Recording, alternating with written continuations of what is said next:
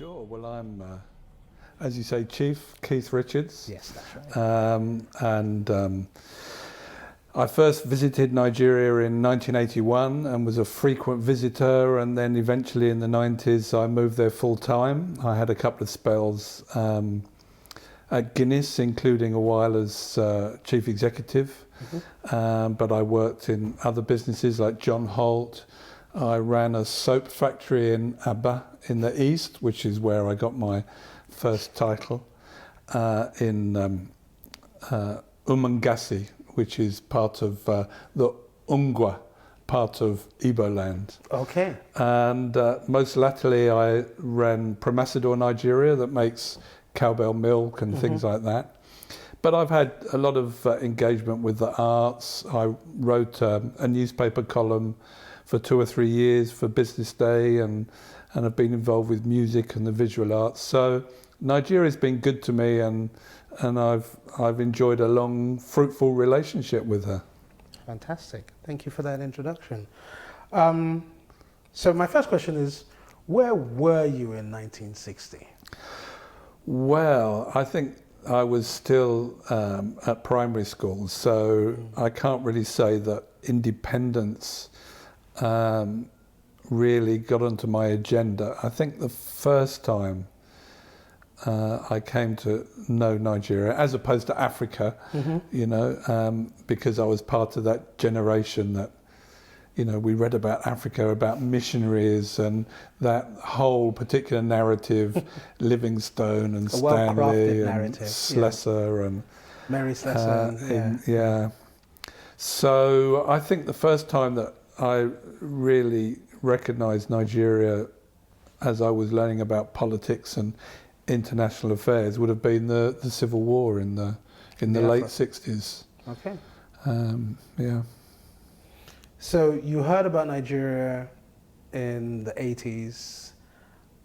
Well, sorry, you moved to Nigeria in the 80s. You heard about Nigeria while you were in school in the UK. And then you obviously moved there for different periods of time when you've worked in industry. Yeah. So over the course of the time that you lived in Nigeria, as you said, you've lived in Nigeria, what impressed you the most about Nigeria? Well, definitely for me, it's always been about the people, you know, the strength and the resilience of the ordinary Nigerian.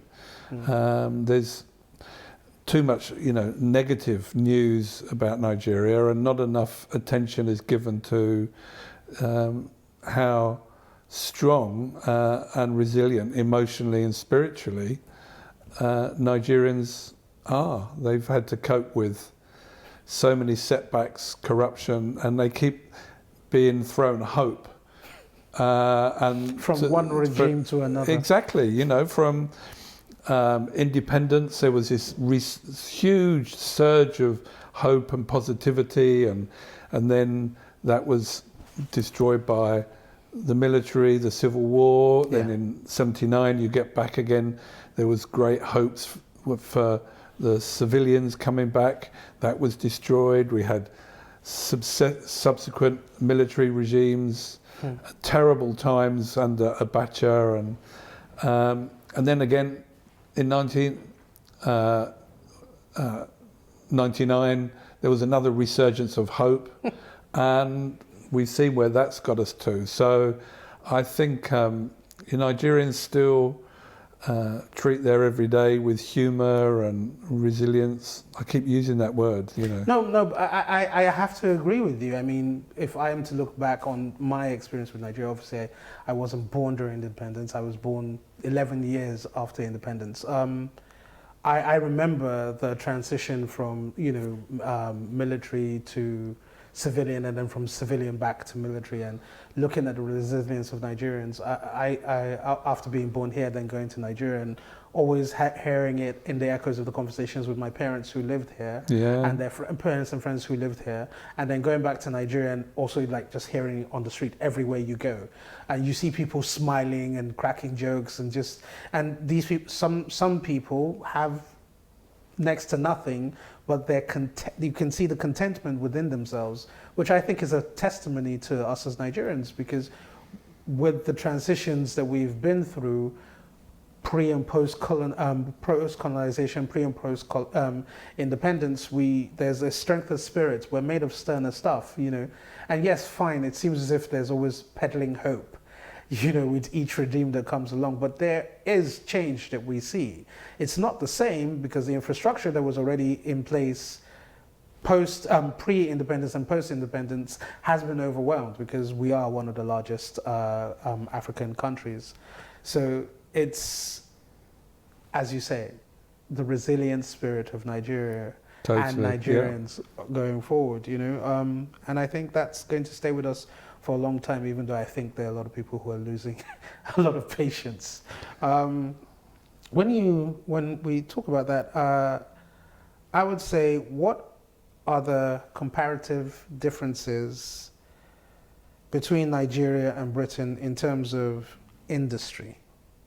So when you look at yourself working in Nigeria and looking at the structure of industry, and then you look at being in the UK, would you say there's similarities or would you say there's stark contrast in terms of differences? Well, I think things have definitely changed over the years. I mean, I think there would have been a lot of differences early on, post-independence. I mean, if you look at the businesses that really blossomed post-independence, I mean, that whole Oba Akran, you saw Guinness, Nigerite, these buildings, Cadbury's, they sprung up all literally growing overnight, about then, yeah. But, you know, communications were different and difficult. Most of those multinational businesses then were still colonial in their mentality. There are a lot more expatriates. I can remember a typical example would be Chief Ralph Alabi, who later became CEO and then chairman of Guinness. He was an engineer. He was super qualified. He'd been on courses all over the world, and yet he was passed over for as chief engineer by an expatriate. And I remember finding a letter in the archives in which he called the expatriate a bush mechanic. But that was still happening in the 60s and 70s. It's still happening today. And indeed it is. In fact, in some ways it's got worse again, I think. But then, of course, the big change that happened was the improvement in technology. So, I mean, as late as the late 90s, there was a period where Guinness in Ikeja had no telephones because the Ikeja Exchange broke down. Yeah, that was burnt down. I remember that. So if you compare that to now, where you've got emails, mobile phone, conferencing, so that alone has had a big change. But you know, the thing is, even when you mentioned that, one of the things I remember was the late Chief MKO Abiola, and his telecommunications company, where he was bringing tech into Nigeria. Like, I remember looking at his. In fact, I have a distinct memory looking of the building that he had on Ikorodu Road on the mainland, and it was all about technology, improving communications, and that went on for quite a while. I don't actually really know how it all ended, but then my father, my father worked as a telecommunications engineer for Nitel, which was actually Post and Telecommunications for the longest time. I used to go to work with him, and they had schools, teaching about, they had whole rooms the size of this, your home, dedicated to, technology and improving communications.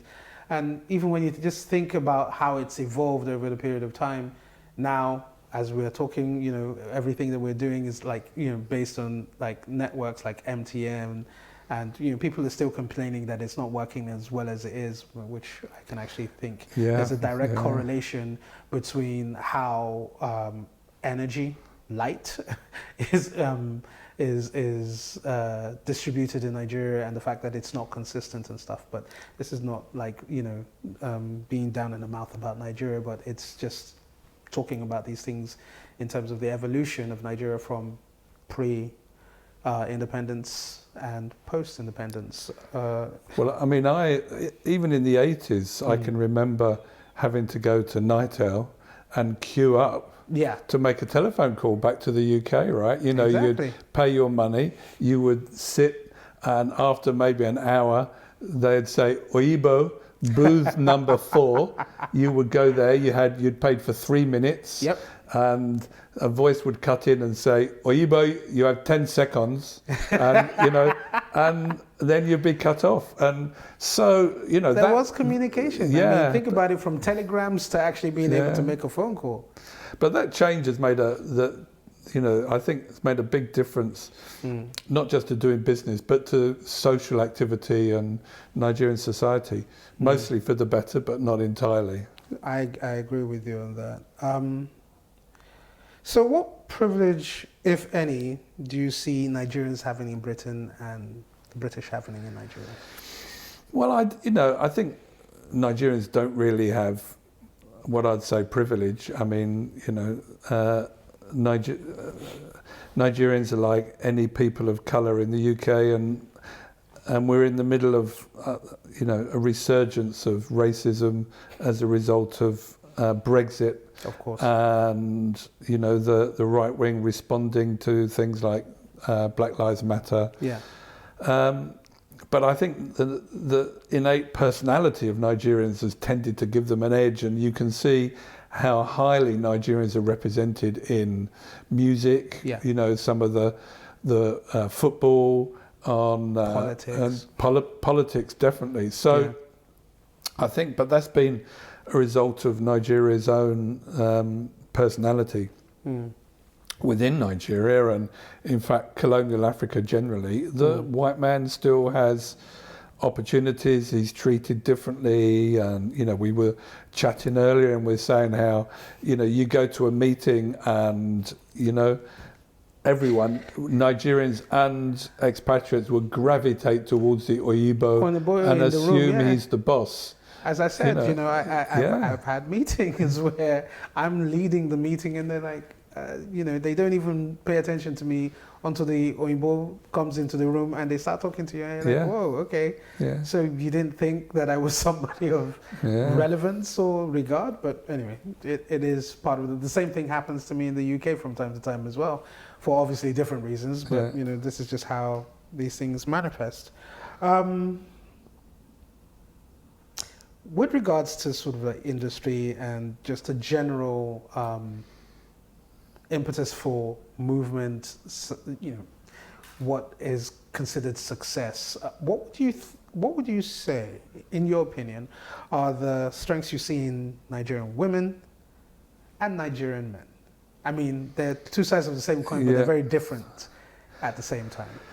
Well, you know, I mean, I have to say up front that my respect for Nigerian and African women generally is, you know, has no bounds. I think, you know,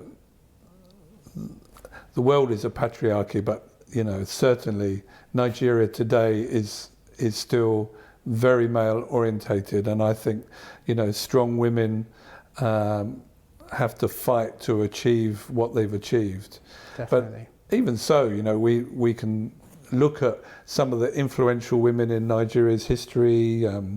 Ransom Kuti. Fumilayo Ransom Kuti, yeah. She was part of the delegation that came to the UK to basically fight for our right for independence. Her, Obafemi Awolowo, Nnamdi Azikiwe, and among others that came. And, you know, as we were talking earlier, it's also about the market women's protests, both in Nigeria, both in the west of Nigeria, and also, obviously, she wasn't part of the Aba women's protest, but these are just examples of the industrious and the political nature of women in Nigeria. Like, I personally believe that and this is a biased opinion, but I think it's also a right opinion. Like for me, my mother was an incredibly industrious woman.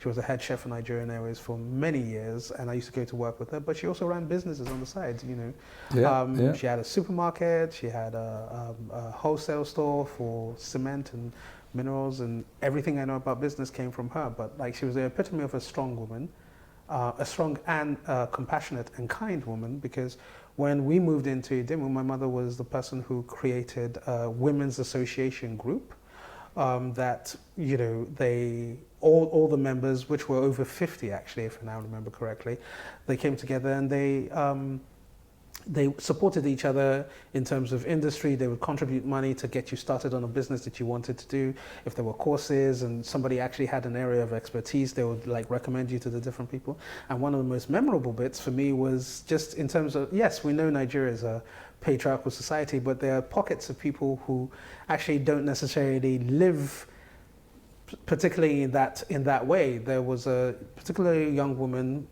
who had been married to her husband for a little bit, and he used to physically abuse her. He used to beat her quite a bit.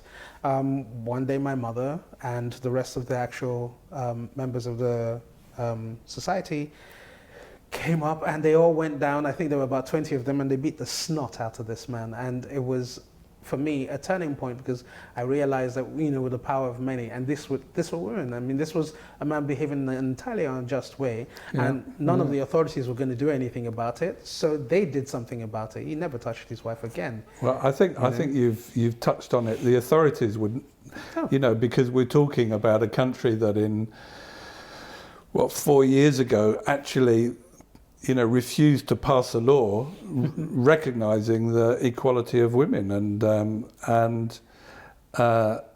now I have connections with a couple of charities. A friend of mine runs a charity called Project Alert that has refuges for abused women and children. So there's still very little protection for women against violence in the official... I completely agree with you. I mean, this year alone, in legislation, there was a vote to treat rape in marriages as illegal, and they voted that out. And there's the whole thoughts of do you actually hate women? Why would you say that, rape within marriage is illegal? Let's get this thing straight. There's rights, there's human rights, and this is a human right. At the end of the day, no marriage is perfect. And if you are only focusing on the patriarchal agenda, then that's the only guise you're going to see things through, where there should be more of an expansive narrative. Women in Nigeria are incredibly industrious, more than the men. And that's just the way I see it. That's my own humble opinion. Anybody that disagrees with me is entirely their opinion. I don't really care. Nigeria has 3 main nations. Some people might call them tribes, but I call them nations, because if we look far back enough, we'll realize that they're nations. We have the Igbo, we have the Hausa, and we have the Yoruba nations. How do you think, from the fact that you've lived there for a long time, how do you think this affects Nigeria as a whole? Well, I mean, I think, there's no doubt about it that it's been it's a complicated issue. Let's first say that the multiculturalism of Nigeria is a strength. I mean, definitely. You've only got to look at the different attributes, whether the 3 big, as you say, nations or smaller groups. In the middle belt, some of the other groups. We have 250 ethnic dialects. Absolutely, yeah. So that's a strength, and it's something we should celebrate. But unfortunately, of course, because of the legacy of the way that the British left Nigeria, the way that they treated the North completely differently than they treated the East and the West. And, we still have this focus on, and I'll use the word tribalism, because in a political context, that's what it is. And, indeed. the favouring of your own ethnic group at the expense of the greater good of Nigeria has been something which has held back Nigeria's progress, I think, without a doubt. The funny thing is, you mentioned earlier on Black Lives Matter and stuff. I personally don't necessarily refer to myself as black, I refer to myself as African. The way that I see what's happening in the abroads, as we can call it, right? And then when you look at what's actually happening back home among ourselves, it's a byproduct of things that have existed and continue to exist, and that change continues to manifest every single day. And it's almost like we're struggling to get back in order to get forward, as it were. When I think about the Nancy Stanfield archive from the that's at the Horniman, which I'll be sending you a link to that so you can have a look at it. She covers quite a bit of Western Nigeria and some bits of Northern Nigeria.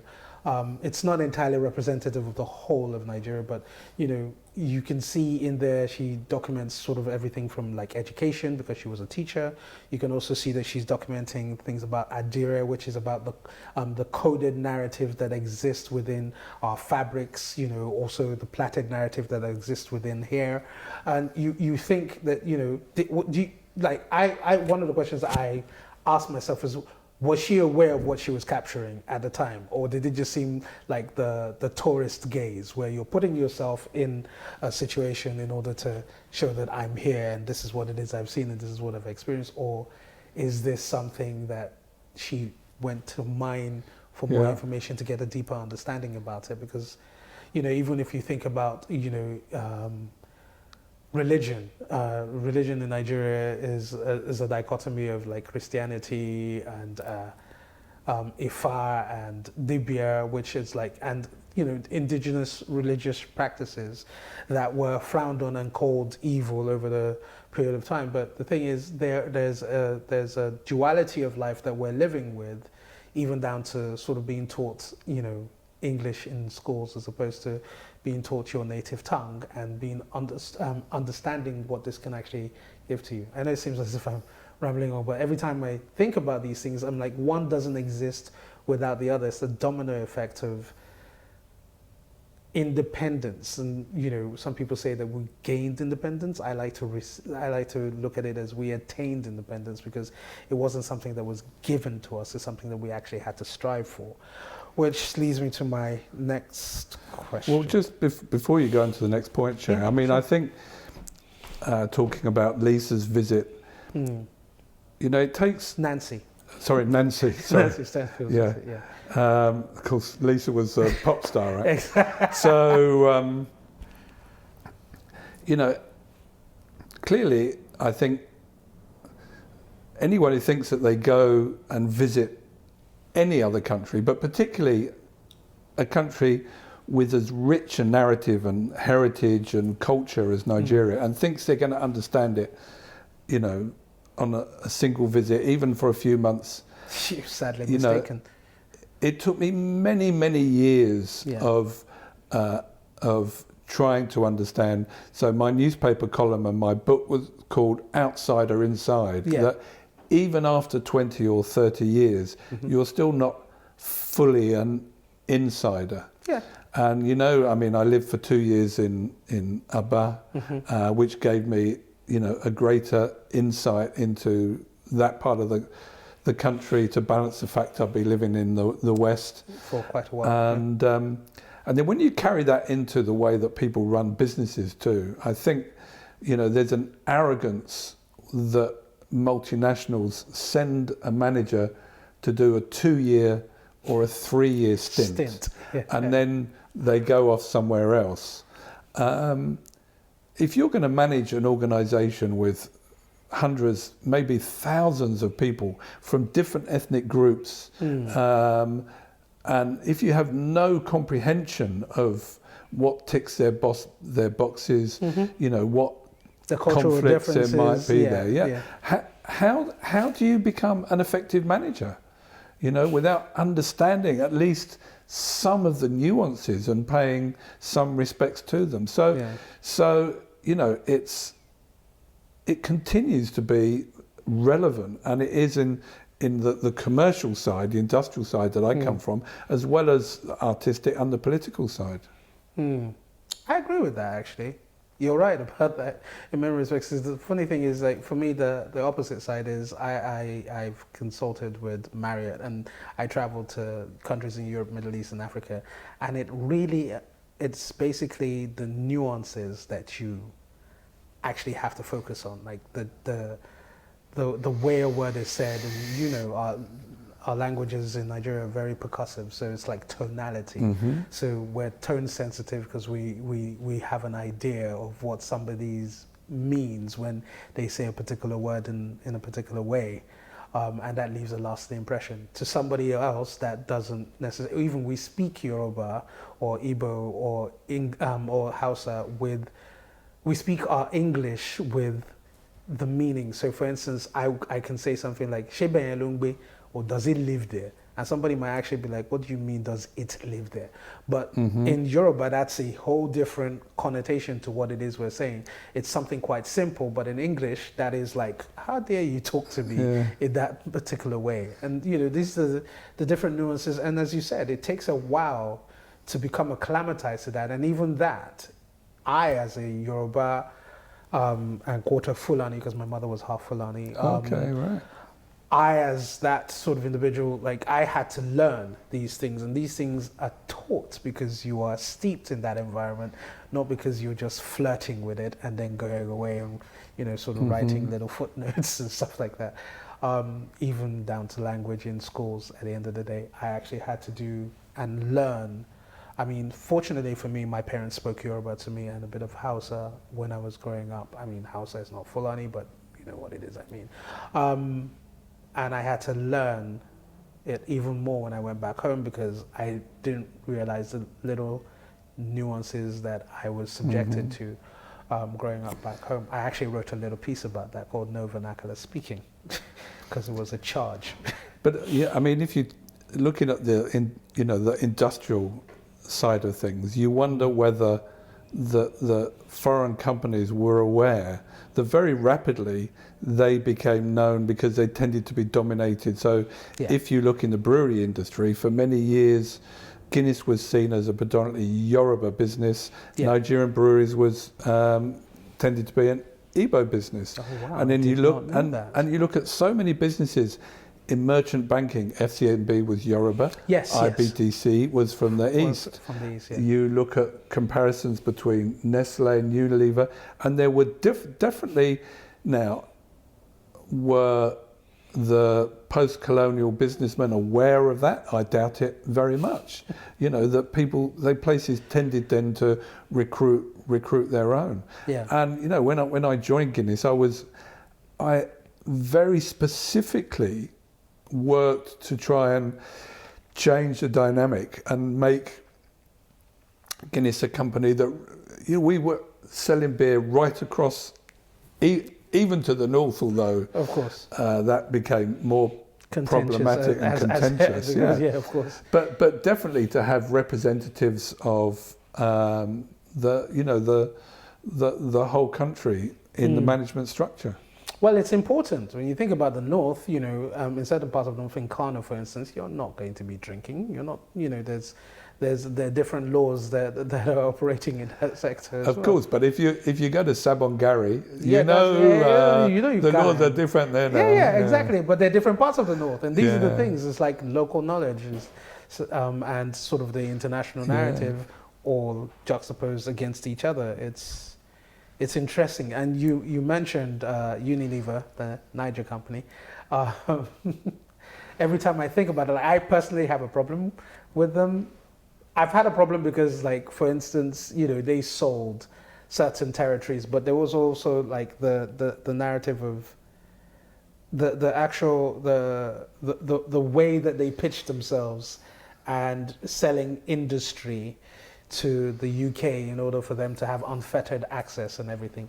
They weren't all over Nigeria. They were only in specific regions, but they misrepresented, and that in itself is fraud, right? Or corruption, depending on how you want to look at it. But they're still there. They're still there as Unilever, and they are a multinational corporate entity, behemoth, as it were, you know.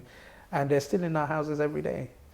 Well, I mean, if you look at multinationals, just take living in Aba. Yeah, Now was the heart of palm oil territory. yeah. And you look at the different multinationals that had factories.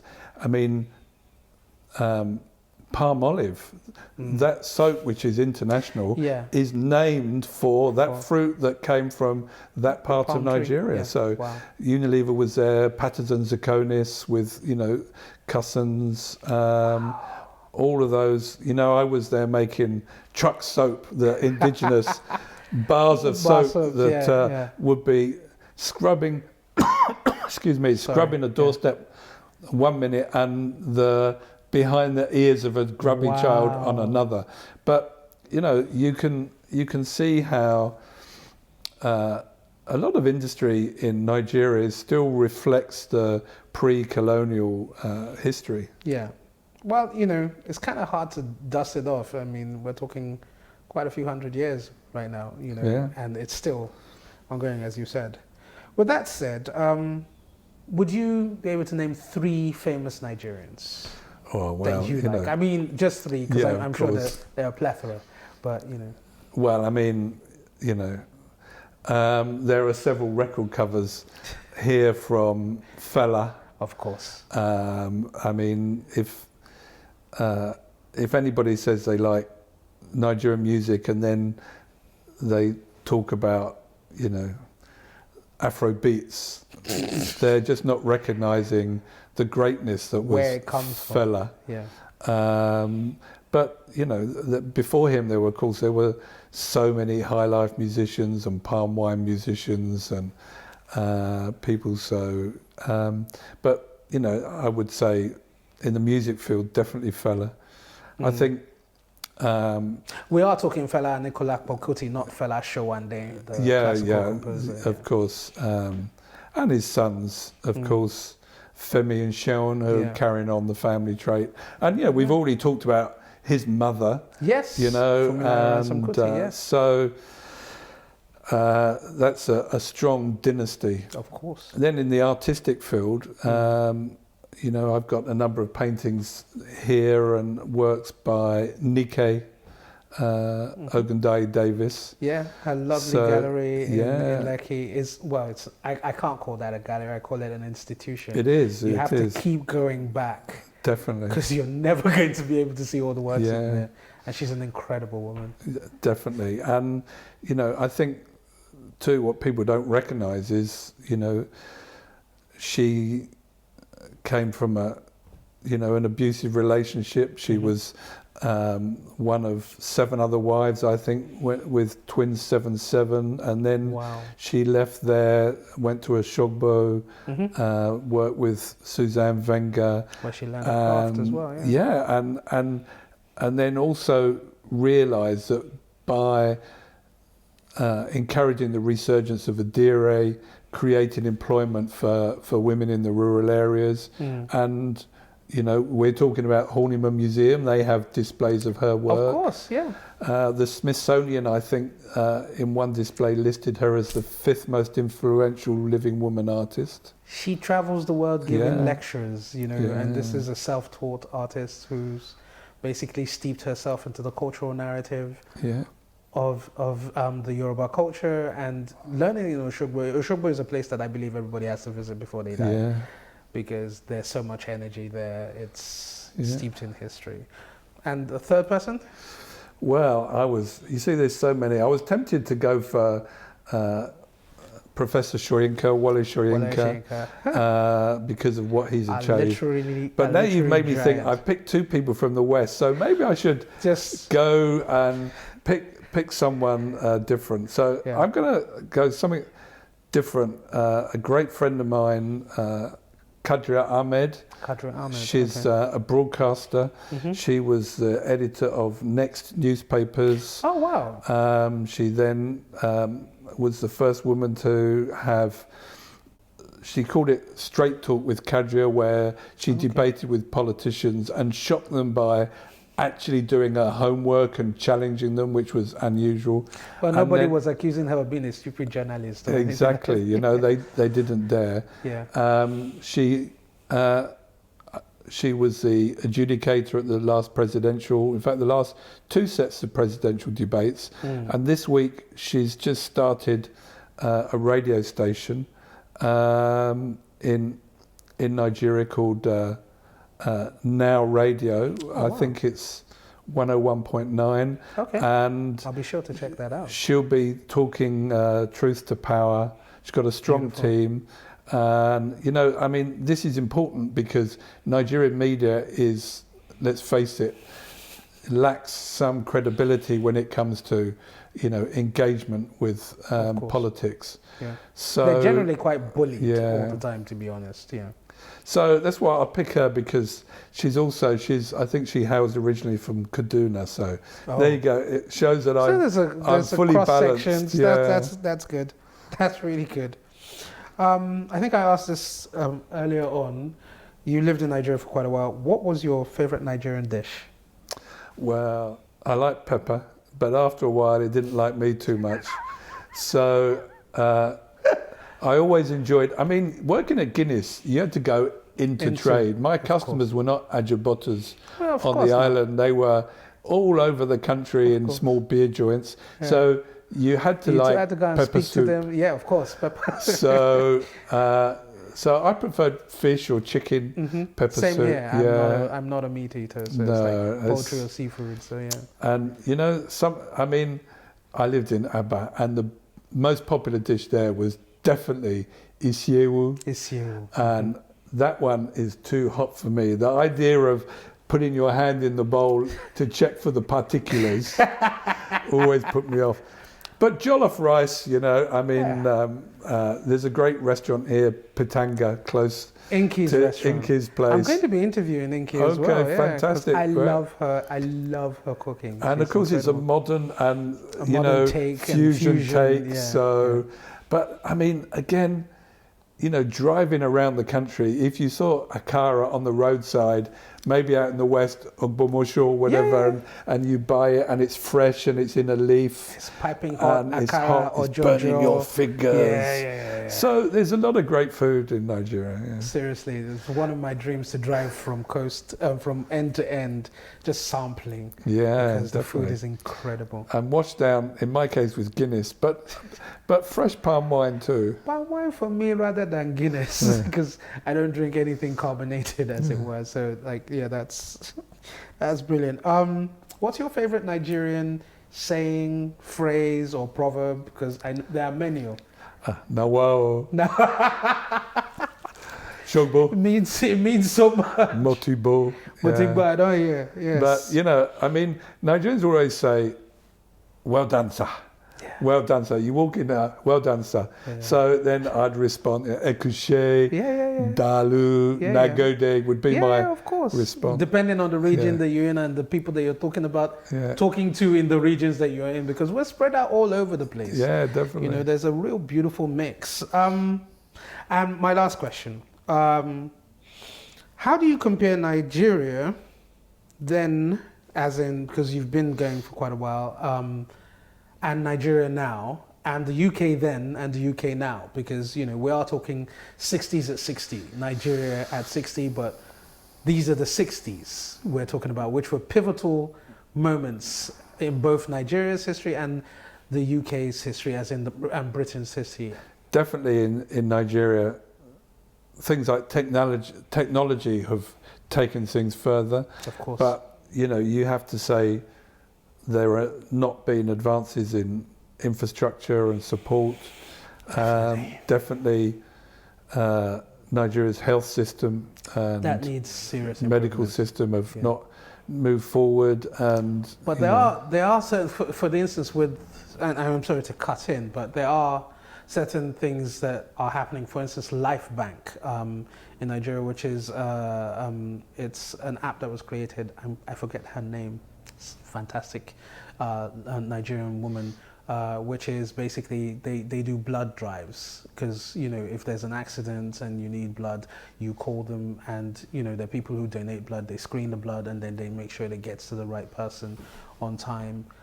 So this is an advert of technology in terms of the movement of technology. We have people like Tech Cabal, we have CC Hub, which are all these are scratching at the surface. Yeah, but they're actually doing things as well. But I'll just give you, so then and now. Yes, of course. When I first went to Nigeria, Ibadan University Teaching Hospital had not that long before done a heart transplant. Oh, wow, okay. They were the second heart transplant, certainly in Africa, if not the world. After Christian Barnard in South Africa. Not long before I left Promasidor, I went to visit Ibadan, and we donated some milk and some things, and I was in a pediatric ward, and I heard a woman keening because her baby died of dehydration. What? So